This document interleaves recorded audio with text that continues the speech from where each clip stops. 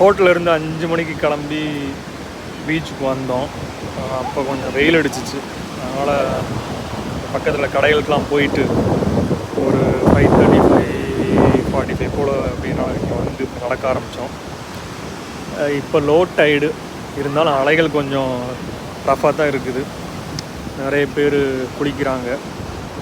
ஆக்சுவலாக பாதிக்கு பாதி இந்தியர்கள் தான் அதிகம். இங்கே இந்தியர்கள் தான், எங்கிட்ட திரும்பினாலும் இந்தியர்கள் தான் இருக்கிறாங்க.